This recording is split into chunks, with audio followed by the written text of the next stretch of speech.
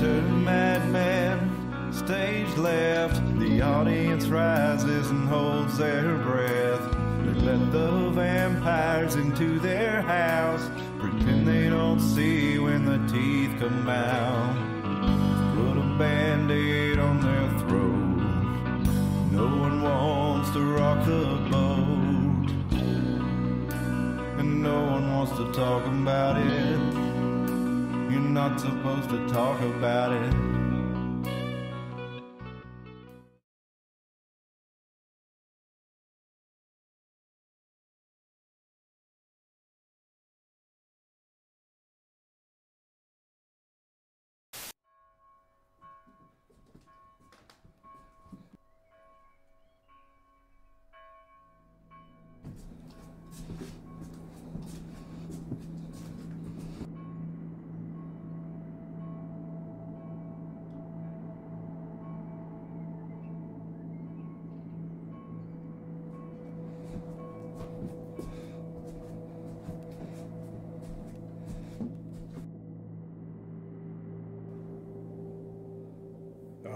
Another vaccine.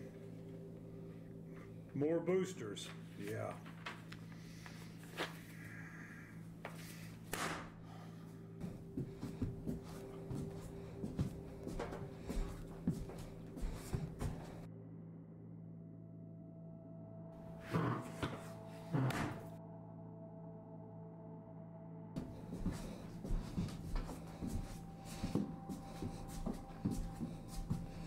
What has become of this world?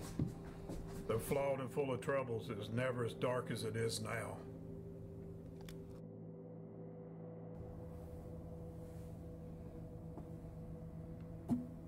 Now, Dr. Kilbs, surely we have seen darker skies than the ones above us right now. We have walked through uncertain times before, have we not? That is true, Nurse Nix, but what we face now is much, much darker. Why aren't we at Killjoy this evening?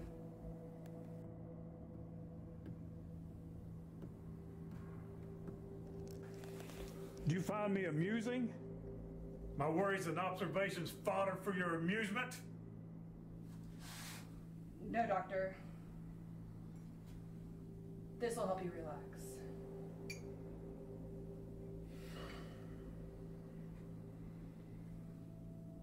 As if the contents of this small cup could quell the atrocities outside these doors. No, I was just suggesting that you need to relax. Take a breath.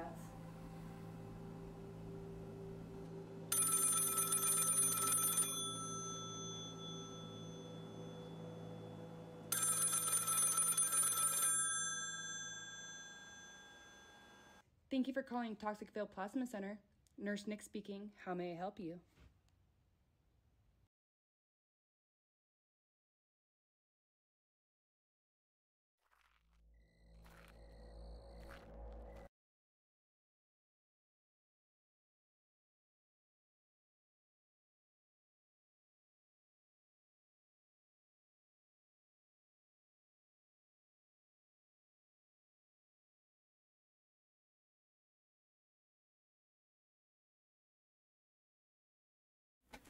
Hello, everybody, and welcome to the Iron Mountain Hour. It is Sunday, October the 29th, 2023. We are creeping in on Halloween this year. My name is Cliff. I'm joined by Tim and Dustin as we go down the table, and our special non-returning, first-time ever guest.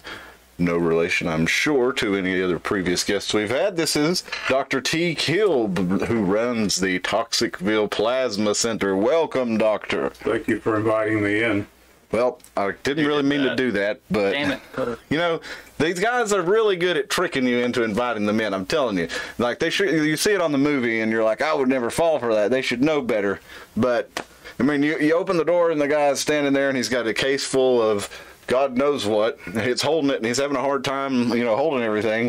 And you're like, oh, please come in. And then next thing you know, you've invited a vampire into your home.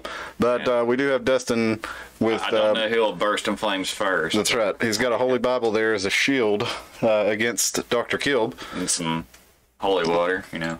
But so far, he's been good-natured and a good guest. So, welcome, Dr. Kilb. Very happy to be here.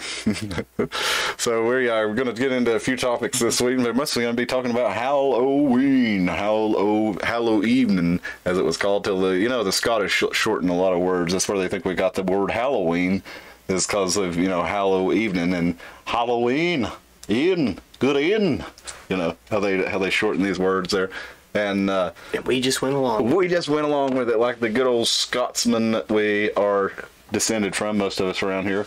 A lot of Ulster Scots, or Scots-Irish as they're often called, who live in these areas in Appalachia, and a lot of... I prefer it to be Skyrish. Skyrish, yeah. That sounds better. I like Skyrish. It does sound more mystical. Mm-hmm. So, yeah, there's a lot of us around here who are descended from that, and, of course, for I've always wondered, even back when I didn't have any idea, I hadn't read any of this stuff, people talk about Samhain. And it's spelled Samhain, right? But it's from an old Gaelic word, I think it was, that was, so, first of all, that's Gaelic. Second of all, no, just kidding. Why do we, Trying to hold back some dumb jokes. So I knew you were, that's why I threw one out there. But Samhain, I always wondered, why do we spell it Samhain if we know it was pronounced Samhain? I'm sure the Gaelic was spelled differently. Does anybody know about that? I've always wondered. Maybe the letters were pronounced differently. I guess it's because, how moose and moose, singular and plural are spelled exactly the same, but moss and meese aren't the same thing. This is true. I'm talking up to shitty penmanship. So you're right. Well, you were probably around that long. I do understand that vampires have near eternal life, so we could probably get back to, I don't know how old you are, but I imagine you've been around at least a few hundred years based on your dress and demeanor. So if it's polite to ask someone's age like that. I didn't ask how old he was. I said I don't know how old he is. And but I'm saying if we had a vampire who was thousands of years old, perhaps they could let us know some etymology of the word Halloween and Samhain. You realize if that came out, though, they could literally lie about everything. We just have to believe them. They'd be like, actually, there was no Civil War. Y'all just got in a big fight for no reason. We don't know why. And we just have to be like, well, they were here and we weren't. Well, Godzilla was real. We killed him 600 years ago. I mean, there's a lot of human history that it seems like we probably don't know a lot about, and maybe some of that we do know about it, or some people know about it, but they, for whatever reason, don't want us to know about it. I don't know. But Dr. Kilb has run the Toxicville Plasma Center, and he's been having a problem, as you saw in our intro, with impure blood coming in. So he's having to work, and I believe they're doing a reality show following him around in his daily endeavors with Nurse Nix attempting to procure pure blood that has not been ruined with their vaccines and stuff. So there he's got him some. Here's a sample from 1970. Some fresh donor blood, though. So let's show better than today's stock. Let's show that camera up there so you can tell what's different. Show them what There's makes it a good one. Less vaccines, less poison, less GMO engineered food. So what you eat affects me. So you see my dilemma. So you must have had that. Like, if you have some good, fresh, clean water, I don't know if y'all drink water still. Or and then you get like the real nasty, sulfured, shitty city water. Creek water. It's kind of, I felt that would probably taste better. Probably tastes better. I take that back. Do you prefer the blood of like fluorides and all the stuff but I would rather drink creek water. So that's the analogy. The blood from then compared to now, it's polluted. Okay, well, to make sure things don't go awry later, I am boosted to hell. Call me COVID. Or call me Pfizer. My name is Moderna Pfizer, Tim. I am not, but I am drinking a Coca-Cola, if that matters. So that can't be good for your blood plasma, right?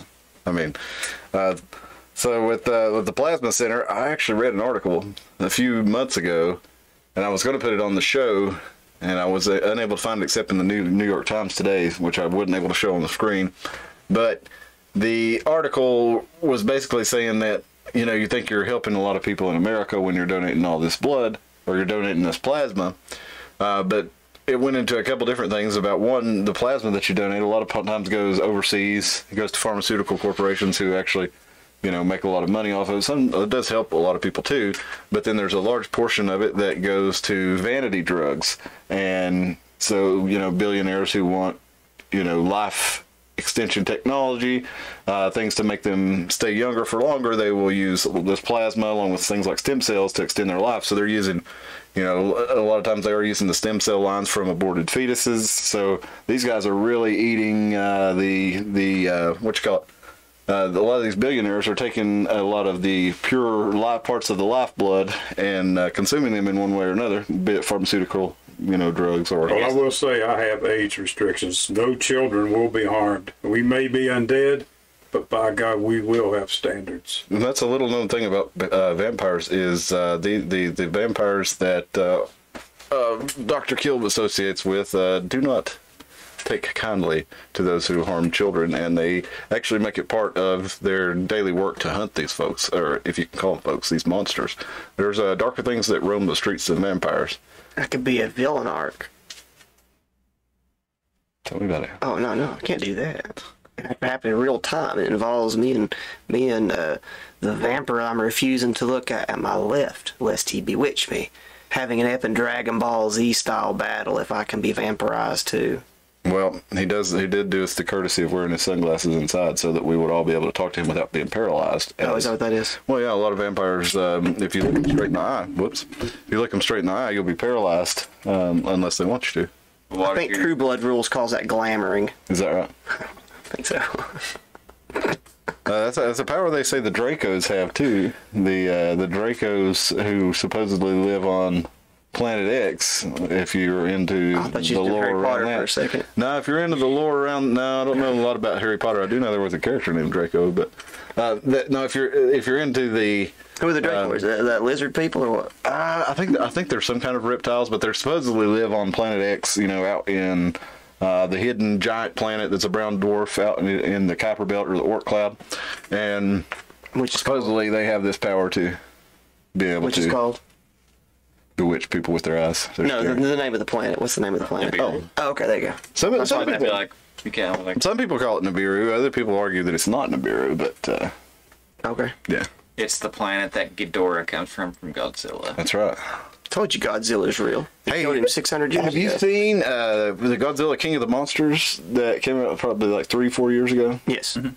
Super fun. Yeah, pretty good. Pretty decent. I was impressed. I did not watch it years ago because I had seen some of the other Godzilla fare, but thought they got rid of what's his face too quick. But I guess that's probably all they could afford. Rodan or no, like the movie was advertising as having God, what they do for Breaking Bad and Malcolm in the Middle. Yeah. Bryan Cranston. Yeah. They had advertised Bryan Cranston was in it, but spoiler, he dies like 30 minutes into it. Yeah. It's an hour-and-a-half movie. So it's a giant monster movie. I mostly, though, I did not care anything about. I mean, they wanted you to care for the human characters, but yeah, I just like the old ones. I want to see monsters battle, and yeah, that's all I want in a Godzilla movie. Plus, when the dude from Kick-Ass is not in his Kick-Ass suit, he's wearing like normal clothing. You kind of want him to die in the movie for some reason, like pulling for the lizard to go eat Kick-Ass. Yeah, I'm a big fan of the Destroy All Monsters movie growing up, and Godzilla fighting King Ghidorah, and then you've got all those monsters coming into one movie, and they kind of did. I think they actually did it justice in the remake. So and then you have 90s Godzilla when he looks like an angry kitty cat. Yeah, which is one of my favorites. I didn't. Oh, wait a minute. You talking about the late Toho's or the late Japanese ones? Yeah. When he's facing Biollante and not Jimmy Page and Puff Daddy Godzilla. No, that's Zilla. That's a different kind. Yeah, they actually changed the canon just so they could dump on that thing too. Like they wrote it in. They wrote Zilla back into Godzilla just so Godzilla could kill him. No, I didn't know that. Yeah. In Final War. I don't remember which one it was. I just remember the Japanese hated the American version so bad that they actually kept it in the canon just so they could explain why it wasn't Godzilla. So, which was probably the smartest thing to do. Because it didn't follow any of the Godzilla rules. It had raptor babies. It looked like a giant iguana. Missiles hurt it. Yeah. Mm-hmm. Is Godzilla a giant lizard vampire? Is that why it can take so many punctures? Should we be launching giant wooden stakes at it? Perhaps. Nobody knows what to say after that.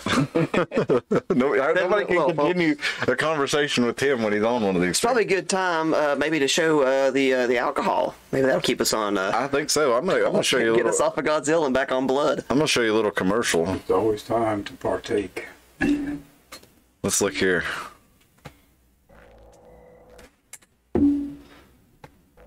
Vodka Moon. It's like I'm overly curious, but this is how you transfer people? Transfer or transform? Form. I think always does make it easier. I think he has to bite us and drink some of our blood, and then we have to drink some of the Vodka Moon. Not Lost Boys rules. I was about to say not Lost Boys rules.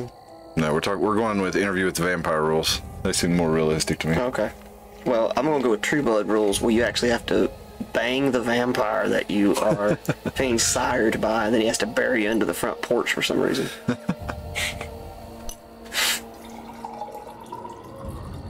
You got some good ASMR going in this video. Did you do that consciously? What the kids call, where you flick all the switches on the thing so you can hear the sounds really clearly? Vision was born in the moonlight. In the darkness, the spirits intertwine. Vodka and moonshine stitched together to create something ominous, something forbidden. The transformation complete. The transformation complete. Oh, We still going. Vodka Moon.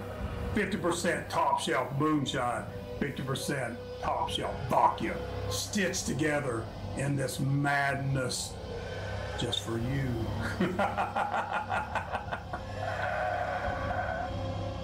Do you make the vodka too? Okay, cool. Now, another member of the Kilb family came and visited us one time. And when he did, he brought us a couple of kinds of Vodka Moon.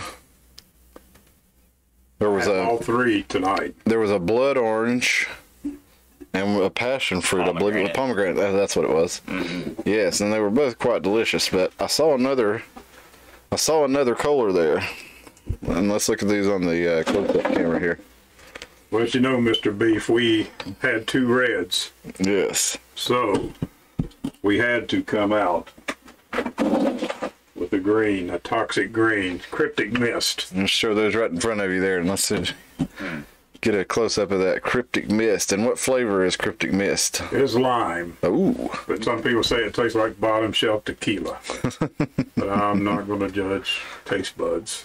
I've tasted things before that tasted Mexican. And some things don't taste like Mexican.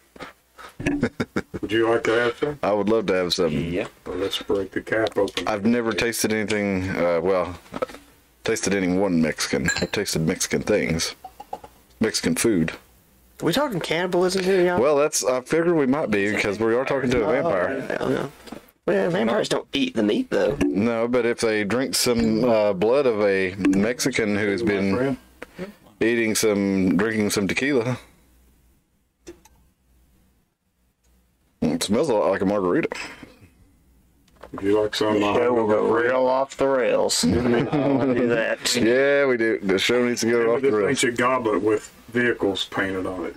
Mm-hmm. Let's see. Who am I? I'm a 1929 Cord. You should get one of those smoke guns and shoot some smoke bubbles down in there. You ever seen that stuff? Yes. That'd make it all ominous-y. What am I drinking out of that? A Chrysler? 28 Chrysler. Tim's a Mopar man. Aren't I cool? He's got the LaSalle. I couldn't find my Studebaker. But Dr. Kilb was too cool to drink out of a vehicle other than a hearse, which is coincidentally how he arrived. A hearse. So Very sweet ride, the best I've ever had. how many bodies can you fit in a hearse? Depends if you chop them up first, scoop them up, put them in a bag. You put some in the front, some in the back. Now that seems like a lot of work. Do you have an assistant? Nurse Nurse Nix. Okay. Nurse Nix is a true Hellcat. Right on. And I want to let people know that in the video where I choke her, that was her idea. So she's into that. She's very modern. She's into that. Here's to Here's the to a Vodka dark night. Moon. Happy Halloween. Happy Halloween to you all. Happy anniversary to be.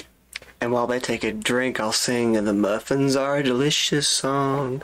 Muffins are delicious song. It does taste a lot like a margarita. It's Mexican to me. Oh, you did a gasp.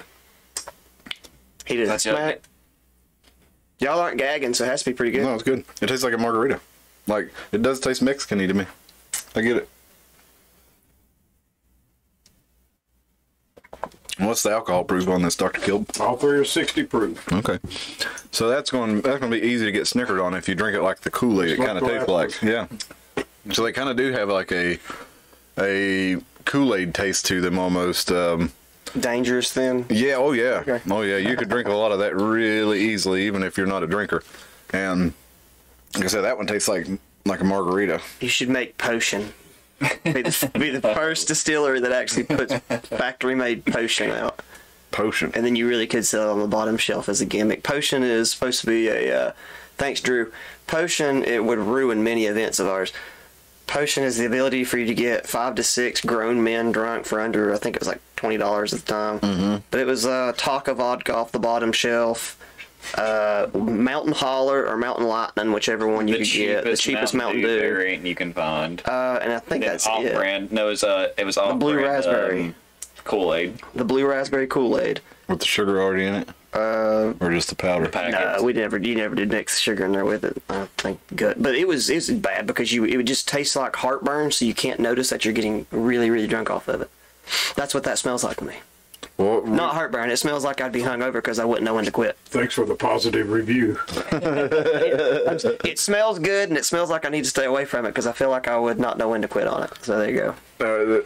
It has a margarita taste. It's smooth, but not too smooth. I actually do think you should make potion. I think it's a good idea. Actually, I'm not razzing. Well, the bad part was when these labels were submitted, the word intoxicating was on there. Where it says something forbidden, it said something intoxicating, and the government refused to let me use that phrase. Really? You can't tell them that your vodka moon, your liquor is intoxicating. So we went with forbidden. Forbidden. Well, yeah.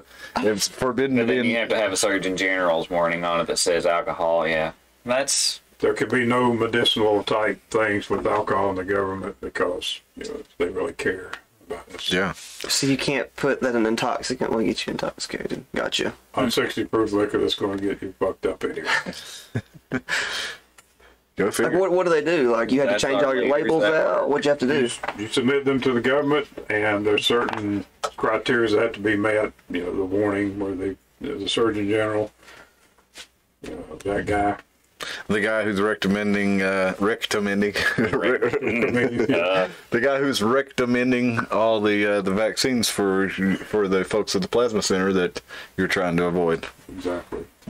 So you send it, it comes back with whatever they tell you to change it to. You change it, you submit it back. It's a back and forth.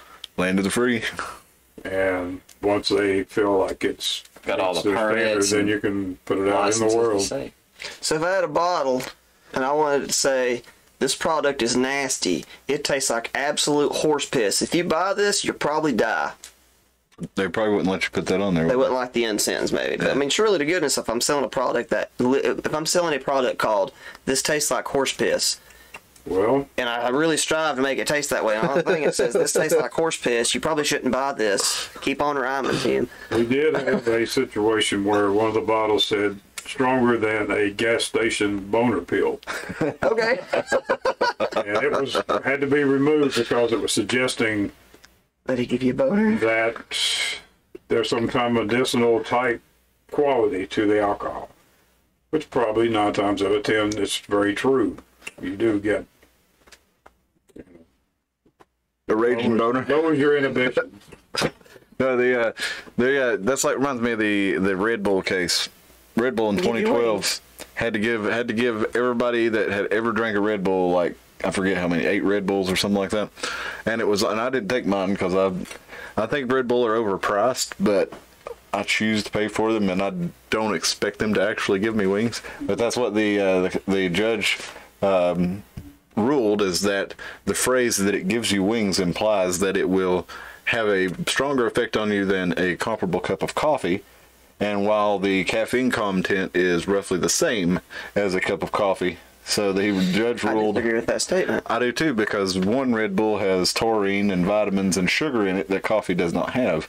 Well, plus it's just a very also the B subjective vitamins. opinionated statement. I don't think Red Bull, it'll give you wings, makes me automatically go, holy shit, that's going to give me more energy than a cup of coffee. It makes me think, oh, look, they're being playful with words, and that's an energy drink. I disagree with you, Judge. I If think you you're have bought someone who will off. jump off a building and say, this is a fucking lie. That gives me an idea. My house is only about 20 feet high at the back end right here, so I mean I could go off there and Go chug some Red Bulls and see if we can fly. Okay. They kept the slogan. We make fun of people for being dumb, like these kids that try to pop a Tide Pod or something like that, but I would like to expose myself right here. No, I'd like to expose my own stupidity. When I say at one point in time I was in my grandma's backyard at the burn pit, and for some reason I got the idea that I was probably fast enough to take my index finger, poke it Bruce Lee style into the sand, because I'd watch a kickboxer where they're sticking their hands in the sand, all getting on TIE fighters, So I took my index finger and I stuck it into the hot ash and pulled it out really quickly. And it was really quick. But it didn't matter because it still stuck my finger into fucking ash and I still got the shit burnt out of me. So I probably would have eaten a Tide Pod.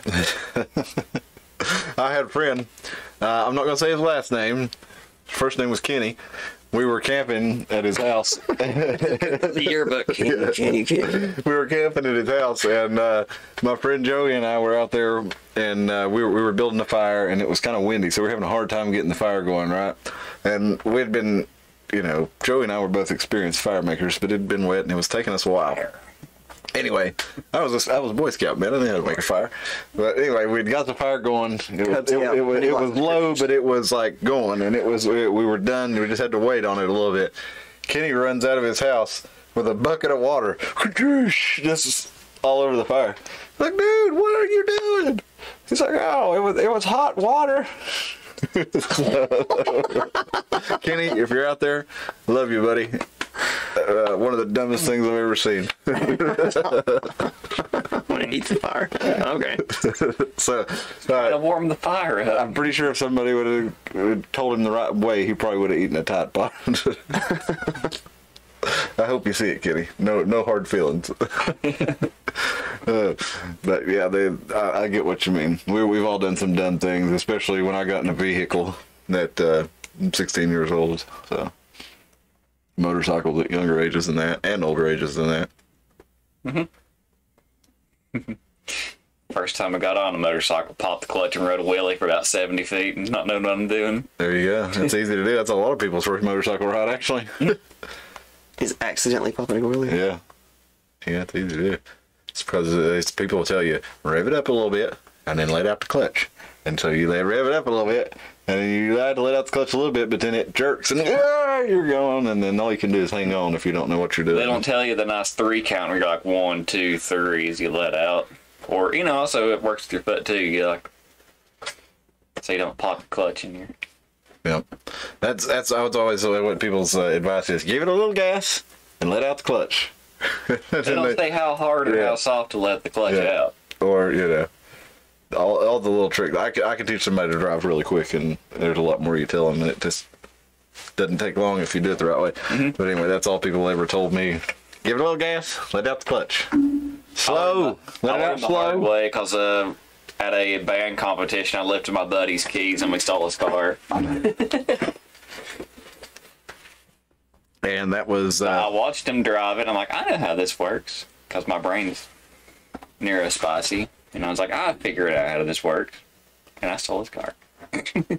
I'm glad that statue of limitations up. Limitations. Well, guys, Still, it's like, we did, and he moved his car somewhere completely different. He was like, he came out, and he's like, where's my car? Well, we're talking Halloween this week, guys, and I remember we were talking about how we love the old school internet. Like, this is the internet that I love. When stuff is posted in, I don't know what format this Word is. font? I mean, WordPress. This is albany.edu. It's Albany University. Yeah, so we're talking Halloween or All Hallows Plain Eve. text. I don't know how to do that stuff, so I'm just talking out my butt. Is this a GIF? That's just a jiffy. No, this is Samhain is where it came from. Like we said, in Germanic and Celtic societies, the equinoxes and solstices were the middles and the middles of the season, not the beginnings. Wait, we're not live. No, we're not live. Super beats going still. So the middle of the season in the fall would be Halloween or Samhain, and this was when they celebrated the death of the summer and the beginning of the winter. And so that was one of the reasons that they used the black and orange. That's where the black and orange that we use today for Halloween comes from, is from Samhain, where they used it to represent, the orange would be the representation of the fall or the autumn season, and the black would be the death of summer, which obviously represented the leaves falling on the ground and things like Very that. beautiful contrast. Yes. And so not many places, I don't think there's like many other places in nature where you see the orange and black, the black widow. I mean, there's kind of dangerous animals tend to have that. Desert. You Yeah. get some orange roses out there, or like orange flowers out there, but I don't know if that's true. I'm But sure. you get a black sky, was my point. Yeah. Well, the Druids celebrated this holiday with a great fire festival to encourage the dimming sun not to vanish. And they danced around bonfires to keep the evil spirits away. And they left their doors open in hopes that their loved ones the spirits of their ancestors and stuff, loved ones that did die, might join around their hearths. And this was thought to be, divination was thought to be more effective on this night than any other time. So they did a lot of stuff like, who should I marry, where should we live, what should I do for a living. The Celts would wear animal heads and skins. This is kind of one of the places they think maybe we got the costume idea from, is that people would wear dresses, wear a goat's head or a ram's head or a cheetah's head or whatever it was. I guess it was in England. They probably weren't wearing a cheetah head, but they wore these, and they would try to tell fortunes and speak to the spirits. And it was supposed to be one of the days when the veil between the living and the dead was at its thinnest. And go ahead. I was like, even though it's not near Halloween, but the Welsh story for the Mary Lwyd, the horse skull that you goes to your door and you rap battle through the door basically, and if you lose, it steals all your food and beer. What's it called again? It's a Christmas story, but it's a What's it called again? the Mary Lwyd, The Mary Lwyd. That's kind of like the Welsh horse skeleton. the Welsh horse skeleton. It's amazing. It comes up to your door and you have to rap battle it, and if you rap battle it and beat it, you get to keep your food and liquor. And If not, it just comes in and starts taking its big tongue, just starts eating everything. So basically, it's a lot of those old riddles you had to, or a lot of those old legends and monstrous things you had to, logic problems, riddles, rap battles, poetry contests. Rap? It was like a poetry contest. Does it have by chance on this page that we have here with the old school internet fonts and stuff, is there the Iberian Peninsula?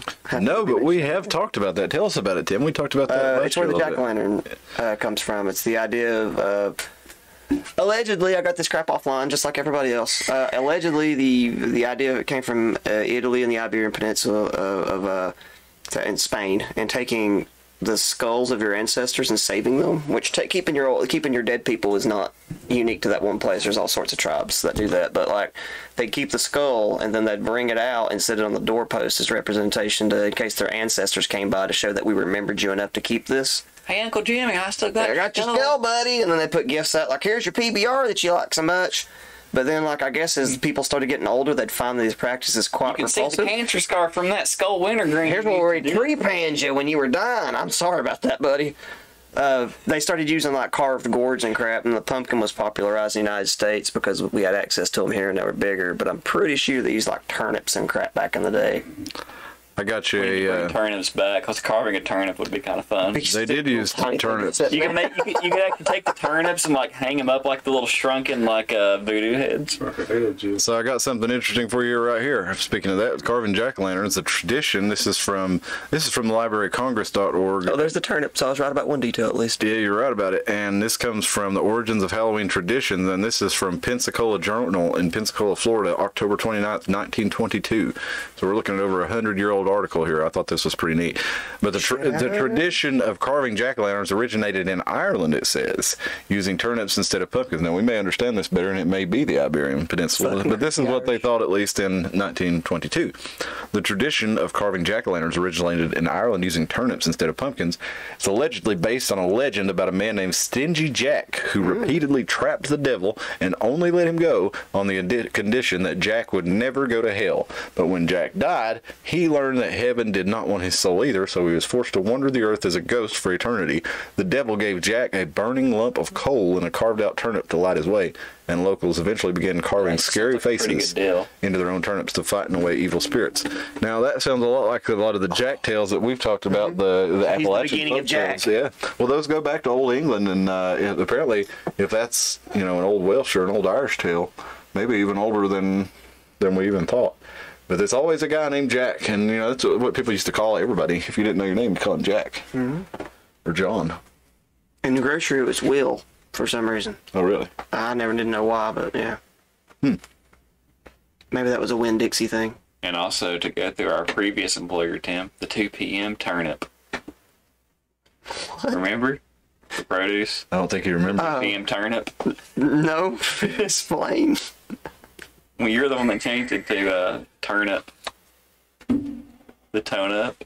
Where you made it and you changed it to turnip. Yeah, God, I did so many dumb crap at food, so I can't remember my own puns anymore. Like, you're supposed to do a 2 o'clock tune-up where you're supposed to go through the whole store and fix it, and we changed it to turnip. And then, like... You get turned up by drinking vodka moon? Yeah. Turnip. So what other flavors you got there? We showed those on the other ones, but the blood moon, or the forbidden fruit, that's the one. That's the pomegranate. That's the pomegranate. Pomegranate one is. That one was Dustin's favorite. That one matches the ring. I feel like the blood orange actually looks like blood. Are you trying to turn us into vampires against our will?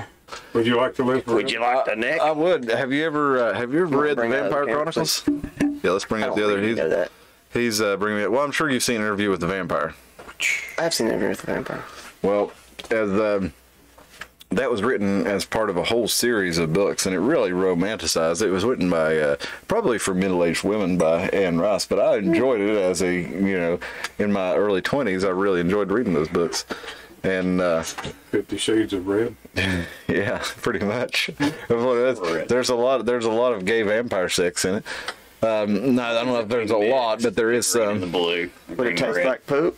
I don't think it would. I mean, I'm just dealing with an empty stomach, and this blood orange real and real fast. blood. Oh, that blended well, didn't it? I'll try it. Sniffing it. I'm liking this. This is the blood orange we're drinking here. We think off half and half. What was that, half and half? That is an interesting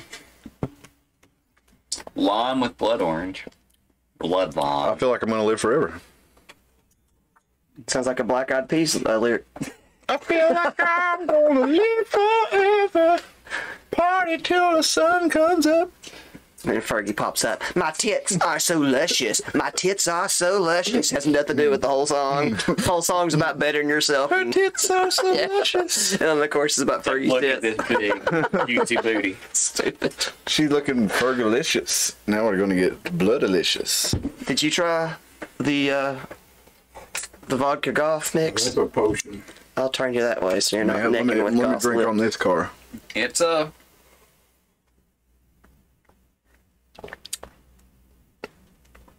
I like both of them better separately. Because the third one's probably going to go in there. They're all right together. They're not bad not together, bad. but I like them better separately. No, this one, I think this is my favorite one. Which is, so we can tell. This is the blood orange. Cliff recommends the blood orange. Yes, I'm a fan of the blood orange. I can So if you definitely do get it and you like it, that means you guys are alcohol brethren. If not, that means you guys have to have a boxing match. that. I'm drinking it like giving it the wine taste, and it's got. I give it. It doesn't have a bunch of flavor, but it's got a really nice orange flavor. It really does. With my neurodivergency, it's like I'm giving it the. I just chugged it.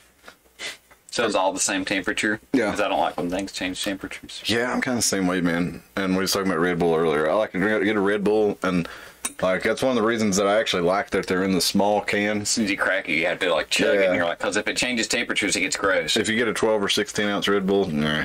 Unless you just like shot. Yeah, but I don't want to drink one that fast. I'd rather have 2 18 or 2 6 ounces or 8 ounces. And this 8.5. now see, this is something different though. I can drink this any temperature because it doesn't have fizz. If it has fizz, I have to have it at the same temperature.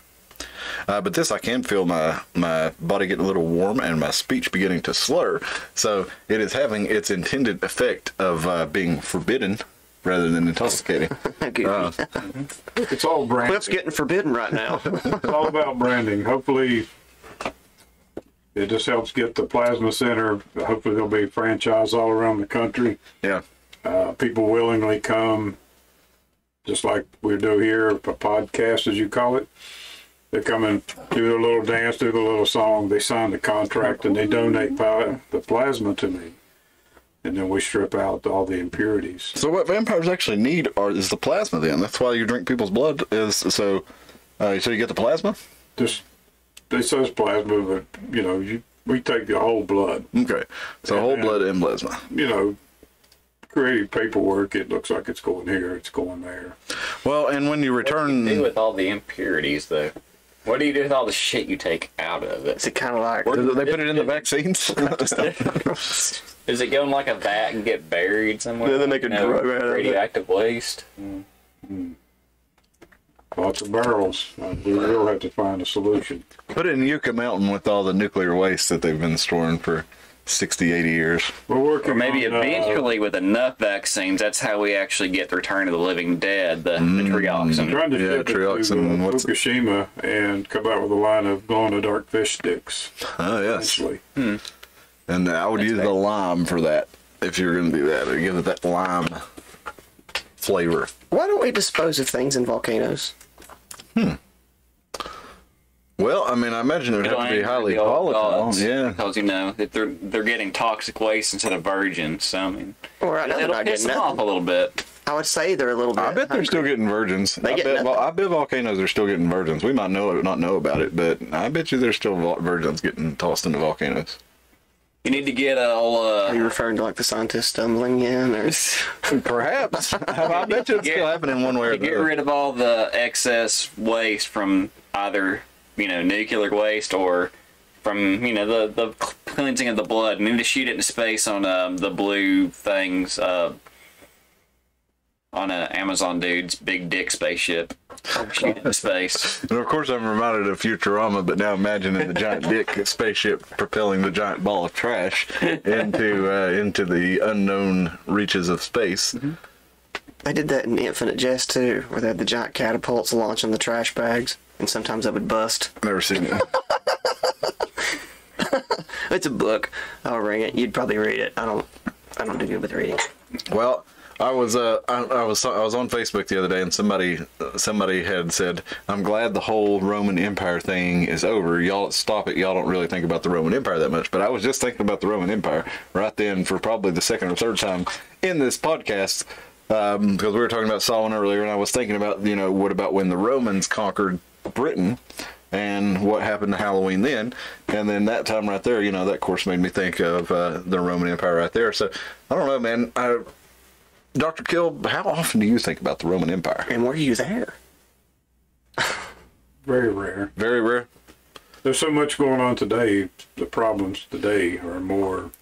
I don't Like know. I said, we've lived through darker times, but what we face now is much, much darker. I think so too. Well, what I see, a lot of the things I see remind me of the Roman Empire, particularly in Britain, the Roman Empire.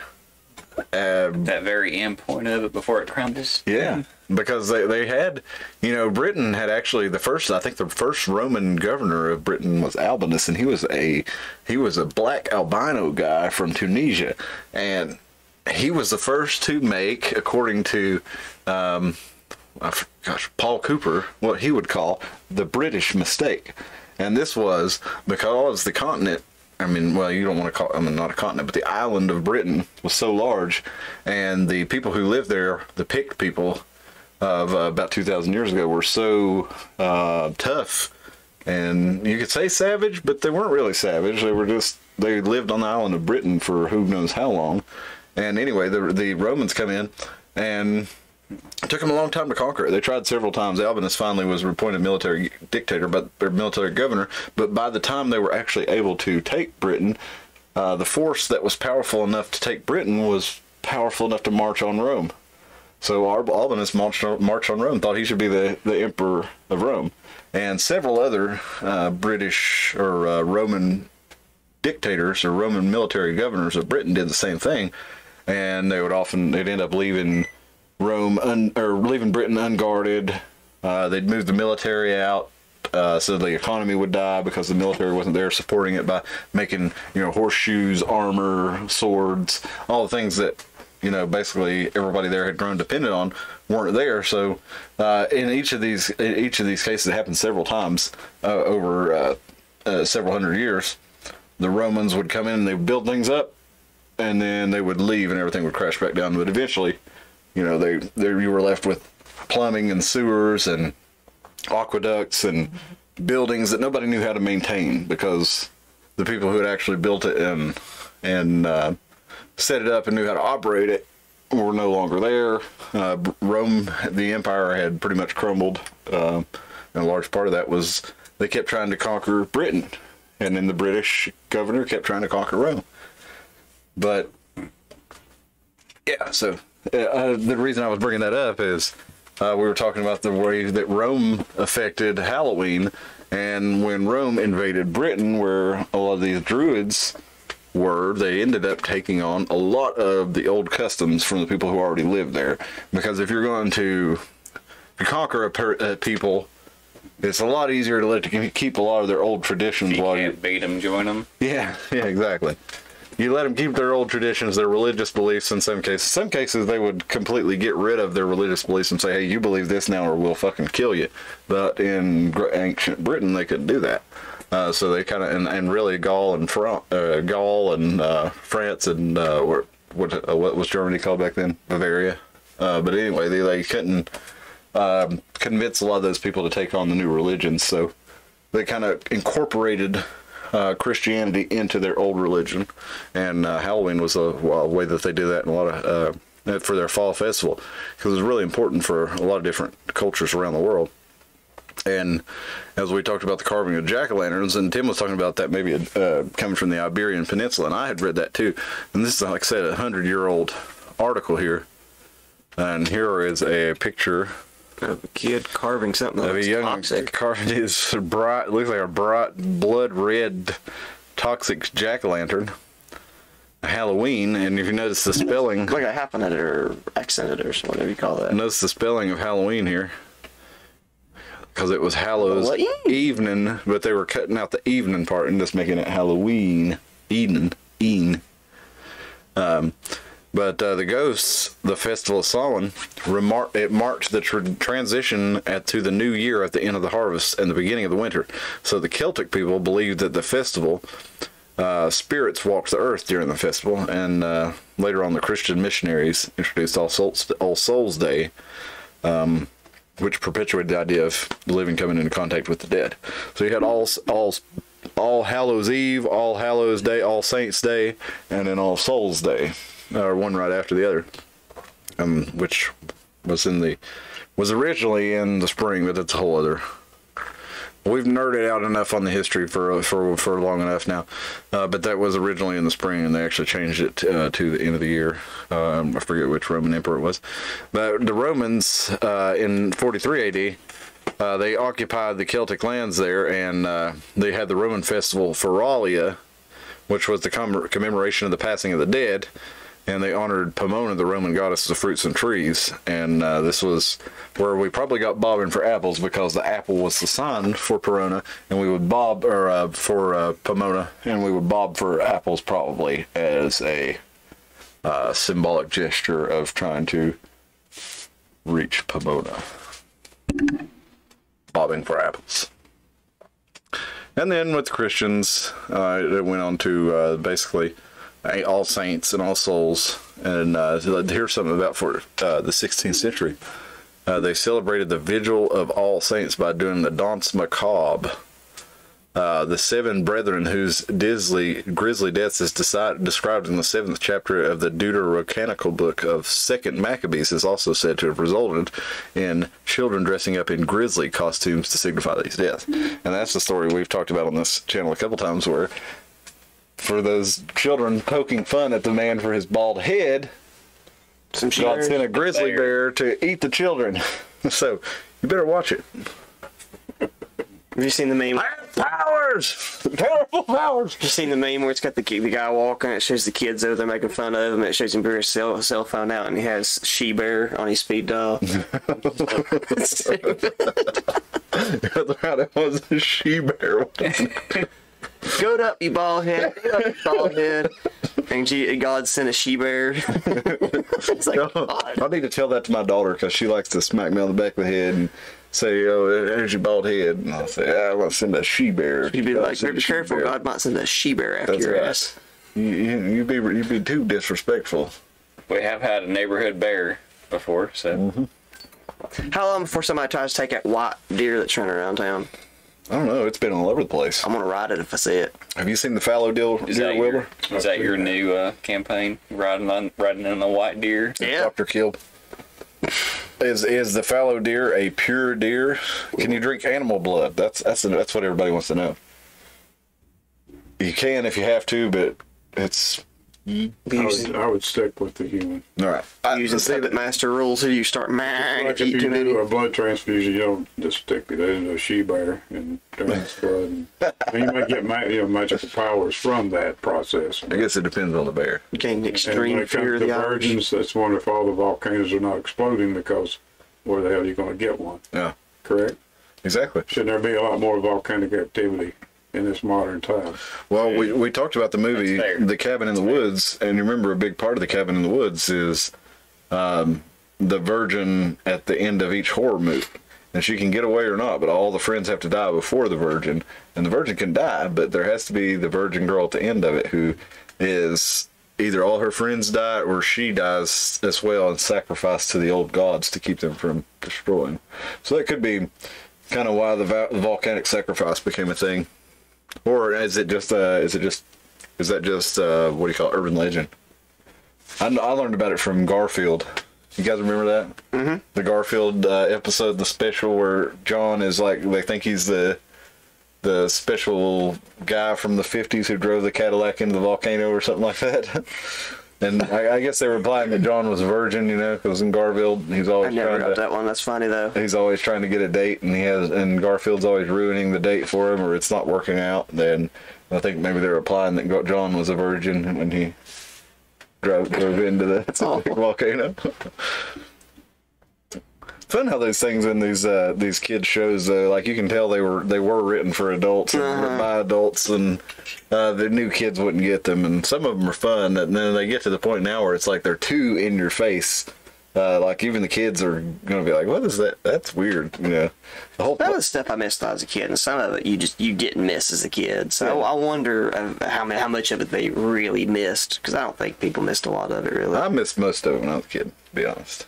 We all know what Ursula meant when she said body language and shook her tits at Ariel. She knew it. We knew what she meant. I don't Hit a remember dick that on the part. front But I don't cover. remember that part, but I imagine I knew what that meant.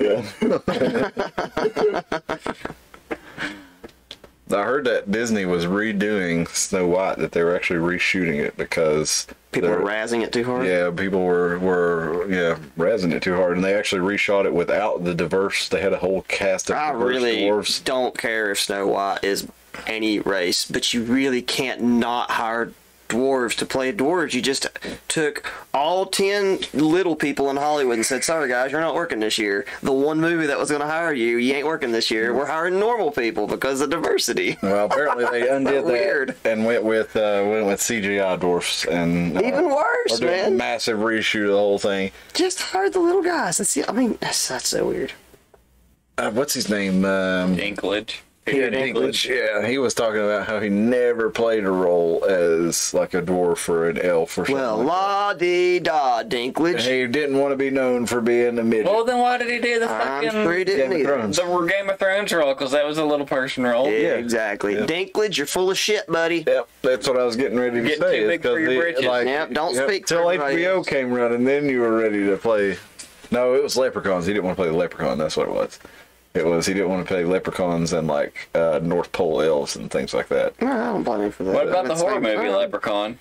He's kind of charming and all. I would say he Weird is. little way. Yeah, he is very charming. But I would say that's probably one of the reasons that he didn't want to do that. I mean, I get if your pride is in the way, but I mean, at the same time, if life deals you a hand to make the best out of it, because that's what we're all doing, and that's just a You're 8 pretty foot tall, weird. Become a basketball player. Yeah, that's Ain't nobody been That's before it. All you 8 gotta foot do is basketball this. player. Even if you suck, all you do is this, and you're like, okay, I win. He could take bass lessons and become the bass player in Minikiss.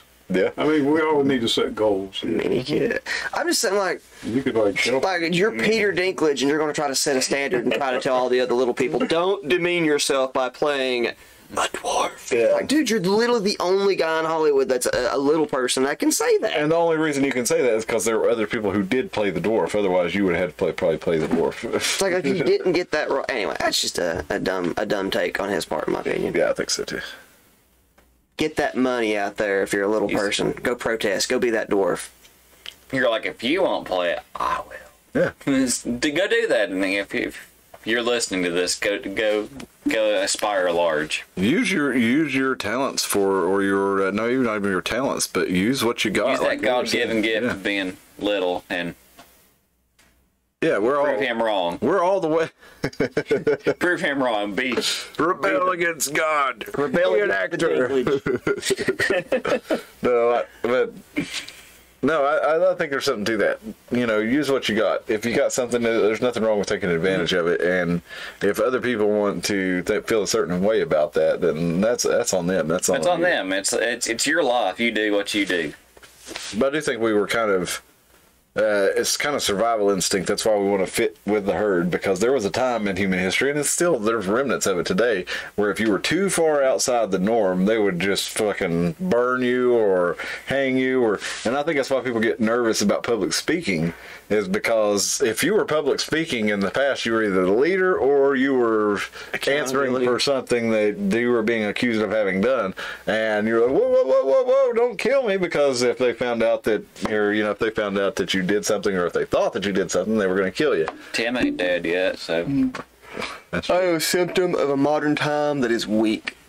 The tribe should not put up with this level of stupidity. Yeah, So we did. therefore, since you guys have not burned me at the stake yet, I must rule you. Nay, it will be the knave rain, as rain implies rains. That's right. and I this will rain Carter County into a is magical this a segue place. into your campaign slogan now. Yes, there will be a skate park.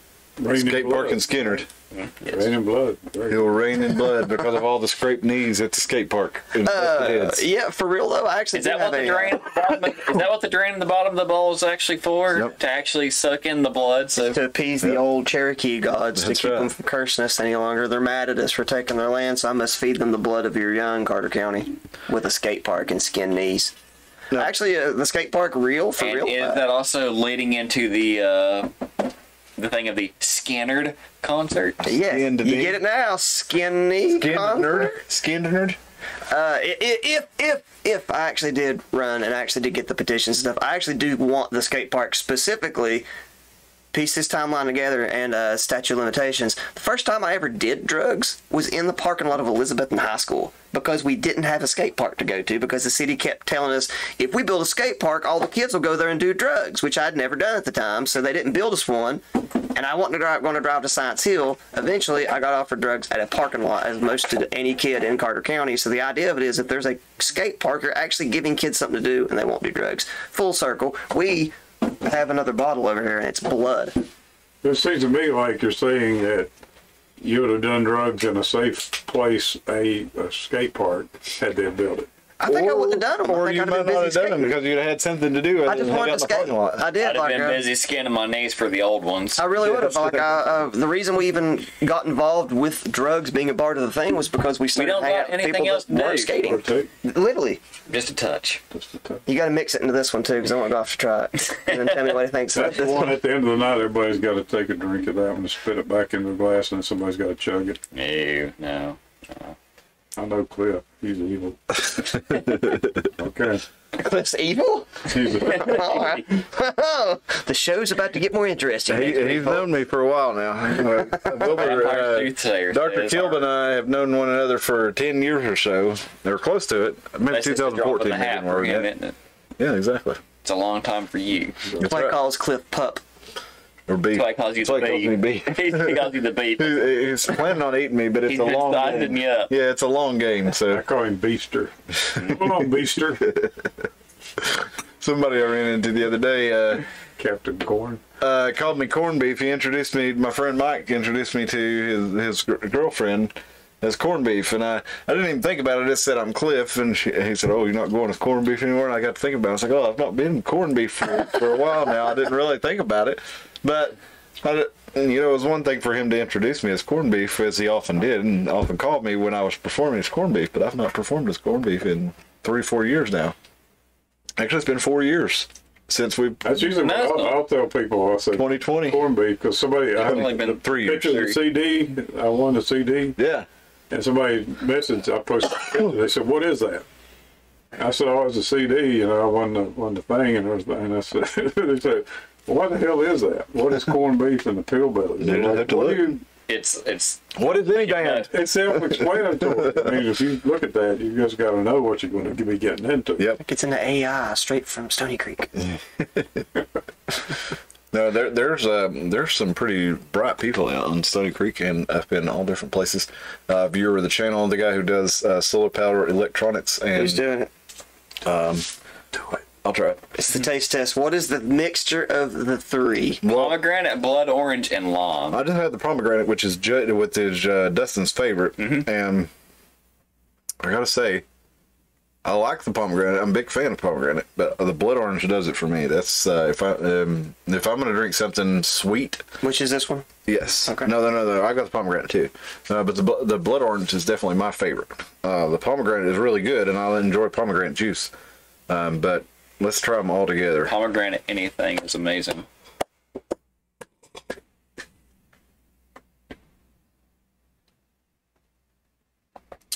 Palatizing, licking, tasting. That's pretty good. That's pretty good. All three mixed together is better than two the mixed honey together. punch. Yeah. Yeah. All three. Think about it. We're bottling this, and like so much pours out of each flavor, and you just pour it into a jug, and it's a whole new product. Kind of like Caught that runoff. party mix. It looks like you swept up the floor of a theater. You get a little popcorn, a pretzel here, and they call it, come out mix. Call it Trail mix. runoff.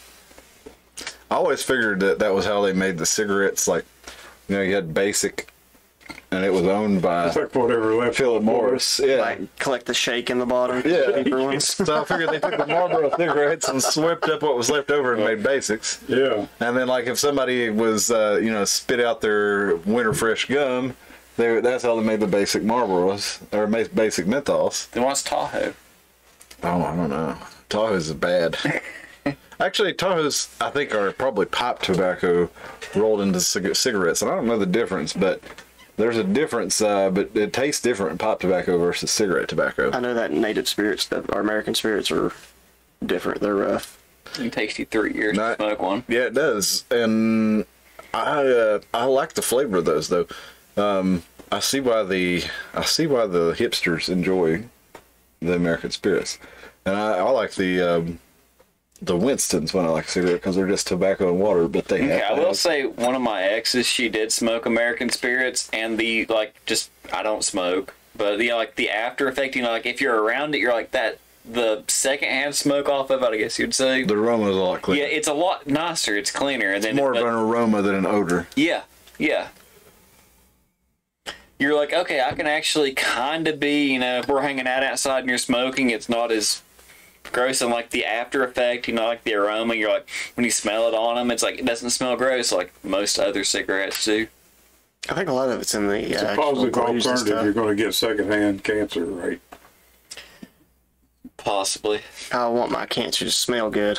At least I enjoyed it. You know, I enjoyed the secondhand I cancer. will say I only know one person. I've known a lot of people who've been chain smokers, and I know a lot of people who have actually died from cancer. Some of them in my family, and most of the people that I know who have died from lung cancer were not smokers. No one that was, but I've known several people that have died from lung cancer, and only one of them was a smoker. And I've known plenty of people in my family that have smoked well on into old age, and 80s and 90s. So I don't know. I'm not saying smoking's good for you, but I think that perhaps that there are a lot of other factors involved in it other than the actual smoking itself. And what would you say, as a vampire, would you prefer smoking or non-smoking blood? I'd say if it was old tobacco and not when they started it. Everything's got to do with the That preservatives, FSC the shit, chemicals. that anti-flame retardant stuff they put in it now. Yeah. Just like you was talking, the older people worked on the farms, but they ate lard, they ate meat, they smoked tobacco, but they lived to be 80, 90. Was it the work? Was it the physical? Is it the way humans live today with all what we do? Is that what's causing the poisons? I mean, there has to be a link there. I wonder if there is, and I wonder if it's not because if it doesn't have something to do with, there's a large, I mean, it's pretty well known that there's a certain segment of society that wants to limit the population growth. And i.e. the vaccines and all the other stuff. And I've watched your show many a late night when working at the plasma center and things are slow. Not many customers On coming your in. Windows PC. Oh. And I see a common thread in your thought process in thinking that some of these things are not conspiracy, but they are true. well, I don't The think Bill Gates and the Fauci's. You ever hear the limerick, Fauci, and the little kids dancing around the trash can full of burning masks? Fauci. He made his millions. Have you heard that one? I have not. Oh, it'll be in the top 10 before long. You will stream it soon. Ouchie Fauci. He made his millions. And so what would are these folks who are trying to pollute the blood via this, are they trying to remove a certain element of vampire from? Are they trying to genocide you like they are other people? Yeah, that's what I'm saying. Are they trying to remove a certain element of vampires from the gene pool? Like secret shit that they want to know and they don't want anyone else to know. Well, this element that is controlling us, it controls the society and what we see, what we consume, what we do. It used to be hidden, but now it's so in front of us. Just like you're talking about the things in the movie, like in Disney and stuff, you see stuff, it's it's wrong. Children should not be exposed to it. So when you see people who are like so rich, they have all the riches, and they're telling you, you have to do this, you have to do that, and most people surrendered and did it. And you start to wonder why. Was it just to make the money, or was it to actually cull the herd at some point? There's a bell that will ring, there'll be a sound, and thousands, millions will drop dead at one time. That would bring too much attention. So what they do is that they slowly, if you see 1,000 people die, it's an atrocity. If you see 10 a day, It's a statistic. and they're spread out across, there's 10 in your city, 10 in this city, 10 in this city, or just hospital, town. How do you know what the numbers are? You really don't see it until and you're too busy making a living. You've got your nose in the grindstone trying to feed your family, trying to make it in this world. and you don't see what's coming up behind you until it's got you. Correct? Yep. When we see places like And I know you're multi-boosted and everything. I think you probably 7 boosters. I actually took 4 more than necessary. I had to go to a foreign country to get them. They're not even approved. I'm pretty sure one of them was actually just saline. Medico and got the this is Tim. tequila booster. Is that it? Not racist, but This is Tim. Protecting my whole community. Fauci, my Fauci ouchie. Said I'm counting. told you it was out there. I should have trademarked that shit. So glad I got my vaccine. Okay, truth time. How was your vaccine really?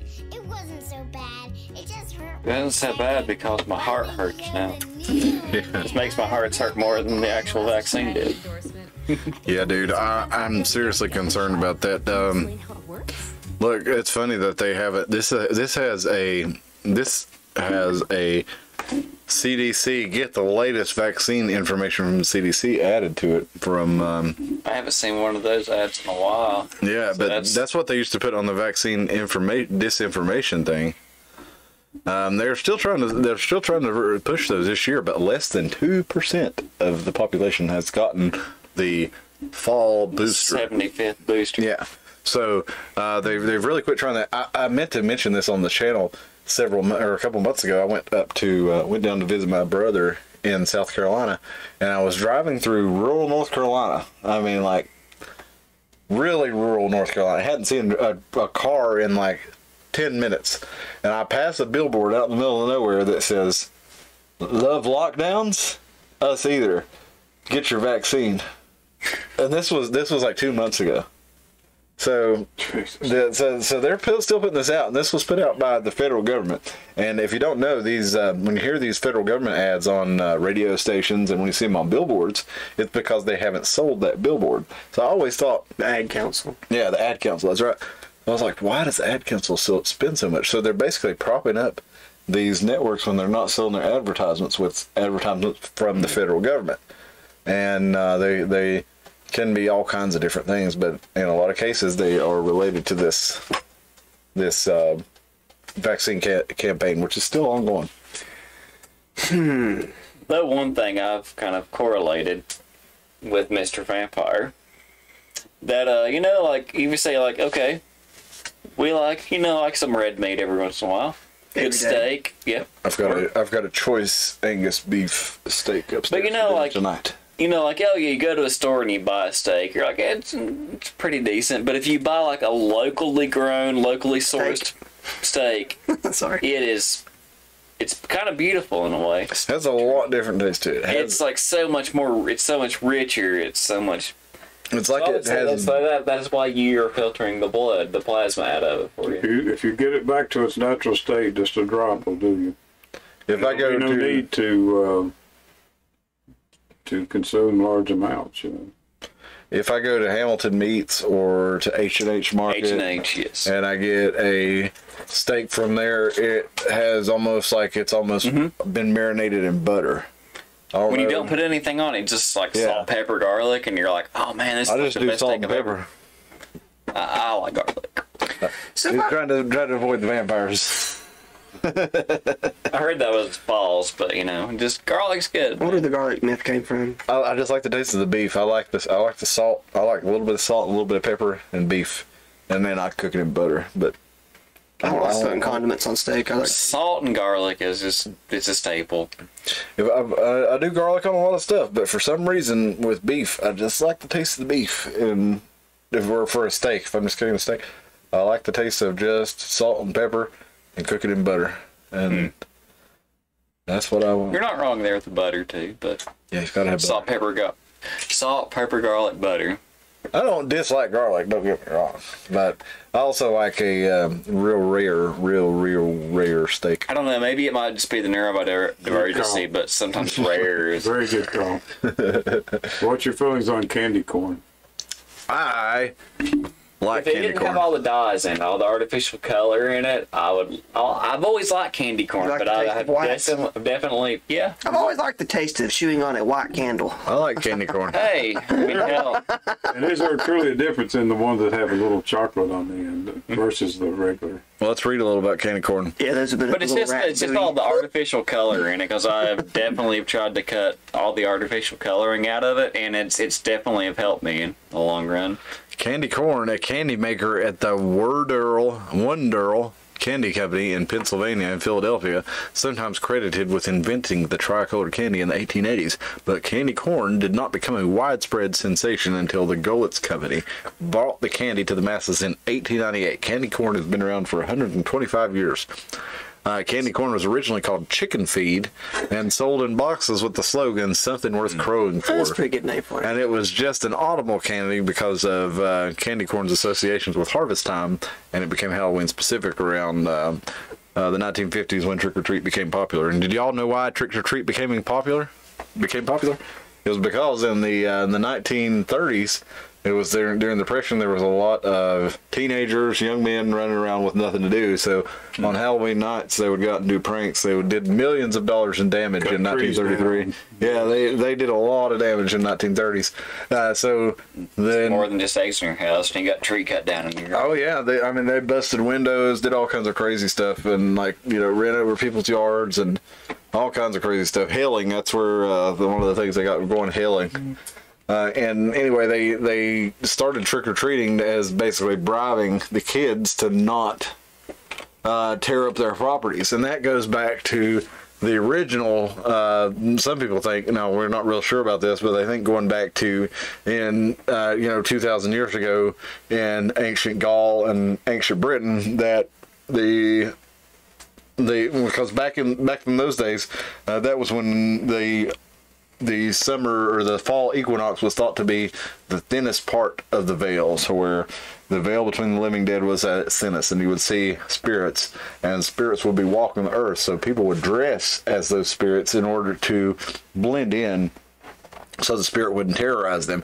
That's also where they think trick-or-treating may have come from, because people would offer treats and candies and gifts to keep the spirits from terrorizing their home. And some of those spirits may have been people dressed up as spirits, and so it gave them an incentive to walk around dressed up, because people would set up treats for them.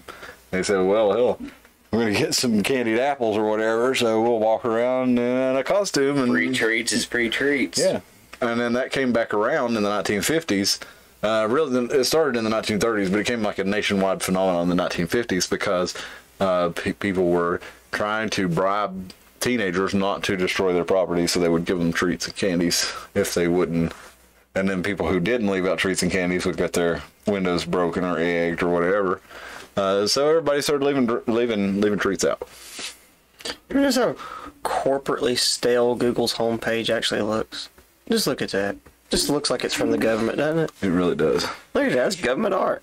And doesn't look at the little Google logo right in the dead center. How can we help you? Tell me that doesn't look like the eye of like an all-seeing star. It's all on, and Yeah, look, I'm sorry. it's 6. There's 1 6.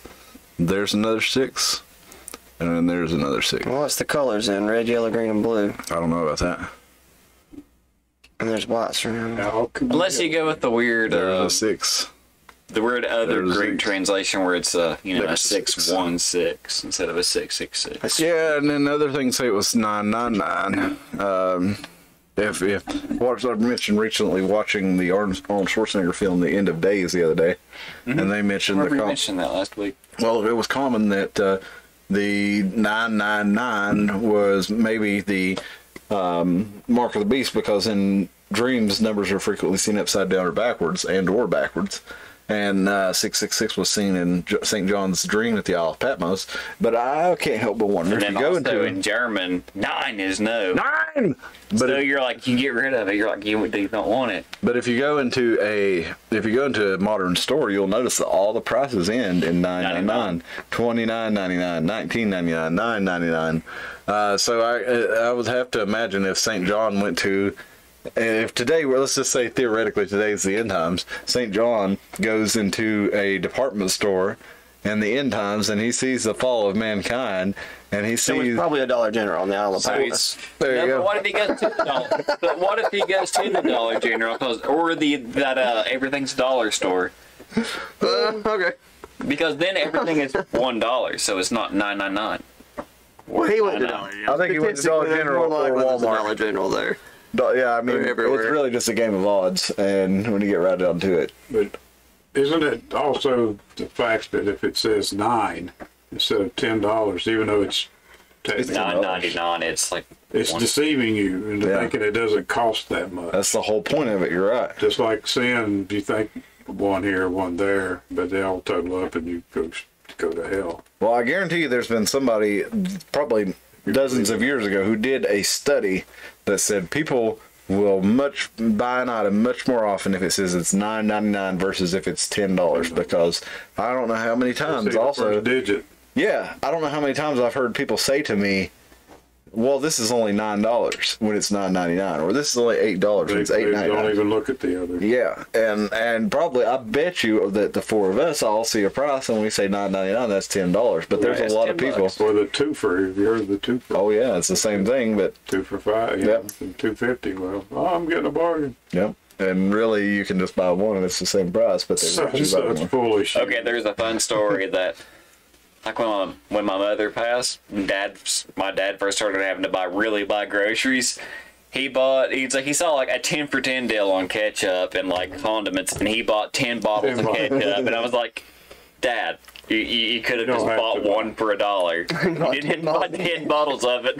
He was like, it was 10 for 10. I was like, Well, we're getting hot dogs for a year. Dude, I got a story to tell you. I I actually was bought. like, I worked in the grocery store. I could have told you that. You shouldn't have done that. I got an interesting story for you. I bought a car. I bought Dustin's mom's car. It is an older car, but it's in really good shape because she didn't drive it much. She drove to the grocery store. I think a lot of It's lot of actually this. 2004, so it's right at, God, that's 20 years Yeah. ago. So yeah, but it was a really good car, and anyway, it was didn't really need a lot of anything, but I was changing the windshield wipers on it, and I was leaning on the windshield while I was trying to pry the windshield wipers off, and I broke the windshield. So I called Danny's Auto Glass down here in Elizabeth, and Danny's like, he asked me the details on the car, and I told him, and he said, "Oh, there's only one windshield." And I said, "Oh, you mean all the different models have the same windshield?" He said, "No, there's only one in the whole United States new windshield for that car." It's like that movie, like It's like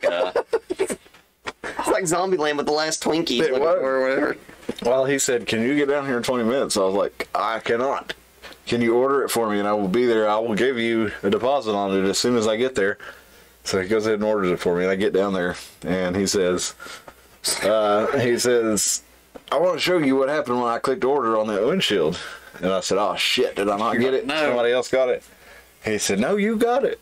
But he showed me, he said, "Last one in the United States, unavailable, no back order." He said, "You got the last new windshield for that generation of Impala that they've made.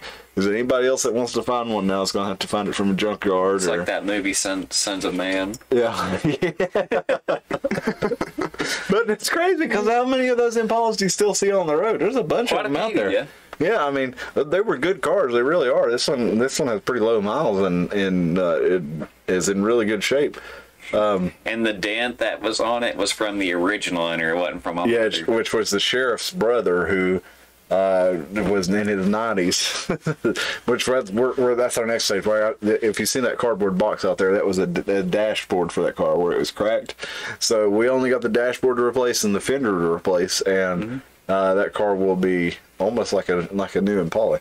But anyway, I just thought that was a little bit of a segue there onto something unrelated. But I thought it was neat that we bought the last windshield for that generation of Impala in the United States, and there's no more new,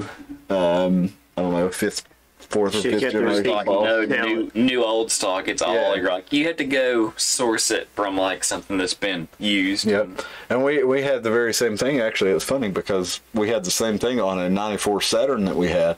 I don't know if you remember the old Saturns, the first generation Saturns. They had that weird curved back windshield. Mm-hmm. we bought the first generation Saturn windshield, rear windshield, about 2016 or 17 when we had that big straight line wind that came through here and just destroyed all kinds of stuff. Killed J.P. Mathis, the local county commissioner, or the county trustee, I believe he was. Killed him and his wife, destroyed all kinds of property.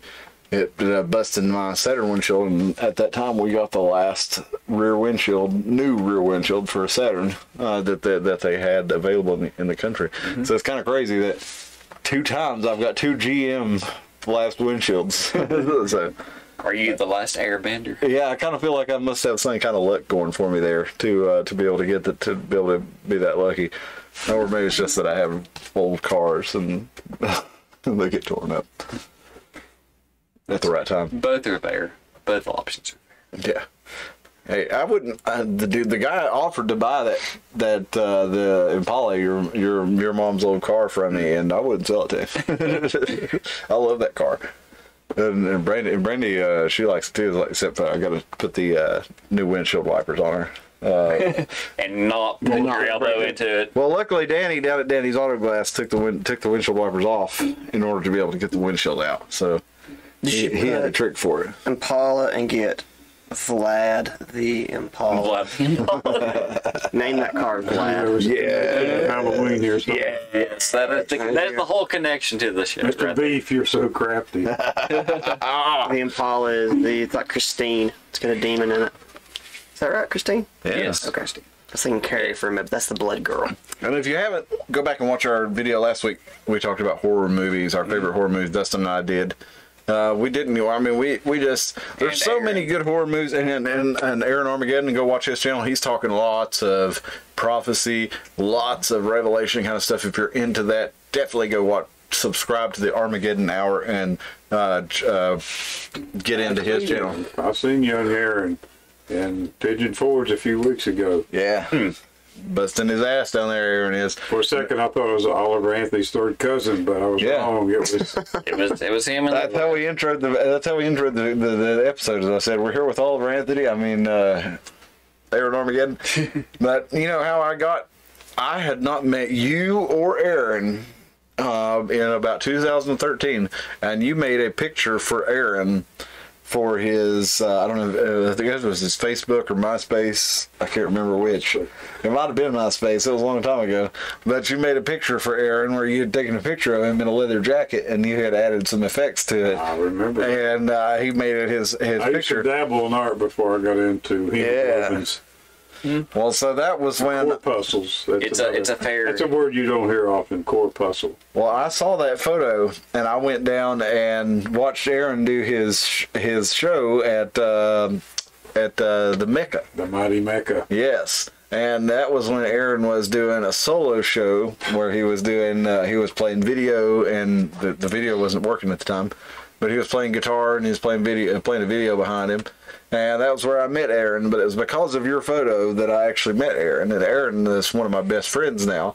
And he and I, talk very regularly. He was in a band with me.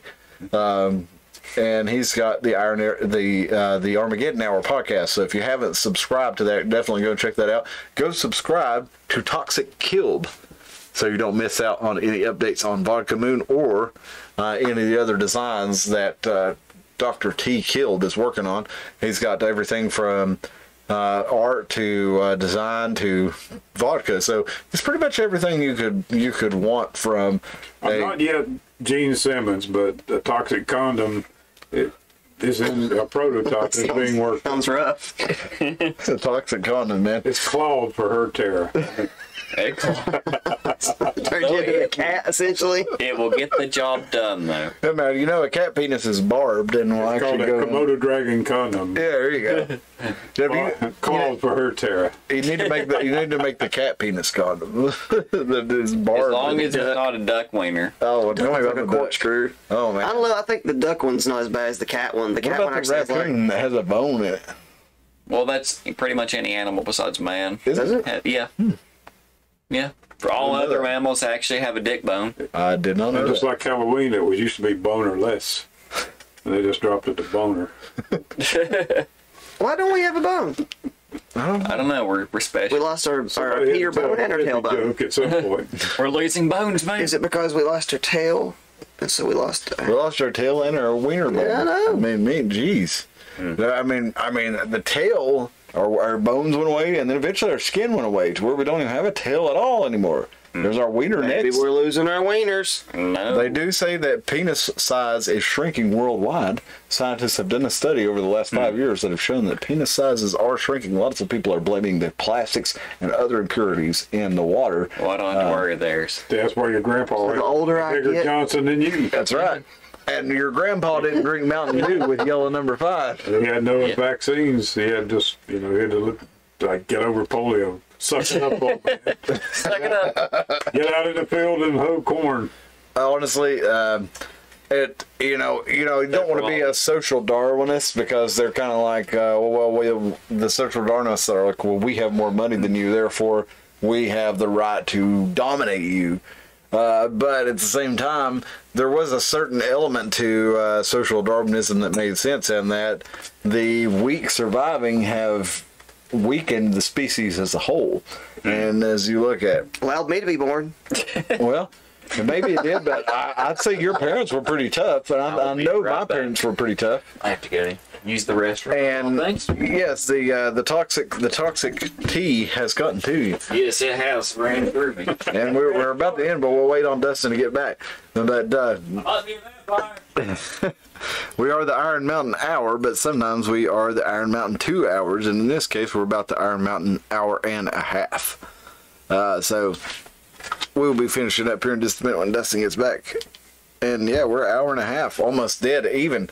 And I've been trying to do better about going to. I haven't tried that yet, so I'll probably be the one that drinks that. So I'll not add any to my glass. Since you're not driving, it's probably a good idea. Exactly, I'm the one staying here. And you've already lost your hair, so What's it going to do? What's the worst that can the happen? hair can't fall out again. Have you seen? I was watching Arachnophobia. Have you seen Arachnophobia? Yes, it's been a long time. It'd been a long. I'd never seen the whole movie at one time. I'd seen parts of it, and it had been a long time since I'd seen it. And I watched it, and John Goodman as the exterminator, with myself having become an exterminator over the last 5 years. I got a roll bottle. Oh, it is so funny to me. He walks in there, and I know they had to have a real exterminator when they did the scene because John Goodman, he walks in, and I don't remember the chick's name. She reminds me of Helen Hunt, but she's not Helen Hunt. But Jeff Daniels is her husband, and she says, my husband was down in the basement, and he was trying to work, and he was driving some nails, and they were going right through the wood, and my husband had thought termites. And John Goodman's character, Delbert McClintock, looks at her and says, "Oh, and he's an expert in these matters, is he?" And then he goes on to, and at the end of it, he says, yeah. There's no room for amateurs in this game. And it's like so many exterminators that I know. And you don't find very many films that dedicate themselves to exterminators. Yeah, that's right. There's not many. Kind of a lost kind of crap. Yeah, and if y'all know, I'm an exterminator, and I have the idea with my company of bringing back the idea of the exterminator from the 1980s or the 1950s. The friendly guy in the suit who comes and he's basically like a scientist mixed with a garbage man. And he comes to your house to rid you of all the bugs and make your home safe to live in so you don't get Short tuxedos every day. Yeah. And so that was kind of my idea. Or Dragon Ball Z. To bring back the Piccolo stereotype. showed up to spray your bugs. Yeah. That'd be hilarious. There you go. It took 17 episodes to actually spray the bug.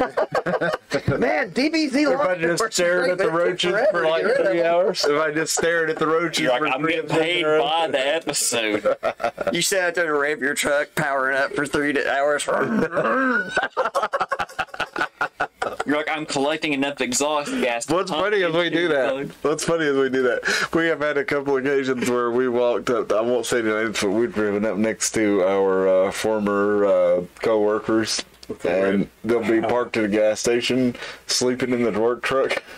And we've rode up to them, and we have a nice V8 work truck with a straight pipe and super loud. It's a built V8 with loud It exhaust. sounds very nice. Yeah, and we pull up to him, and if we catch him sleeping, we pull up to him and wah, wah, wah, wah, wah, wah, and invariably they go. It's super fun. You're like, if you weren't sleeping, you'd kill somebody. Yeah, but it's super fun. Yeah, I don't even know how I ended up on talking about bugs. But I was going to end it up with talking back to the old days of the 1950s. When we look at the vampire movies of the 30s, 40s, and 50s, we see Nosferatu. We see what's his name, Bela Lugosi. Is it Bela Lugosi? Mm-hmm. Bela Lugosi. Yeah, playing Nosferatu. He did Dracula. Playing Dracula. How accurate are the original portrayals of vampires in the old movies?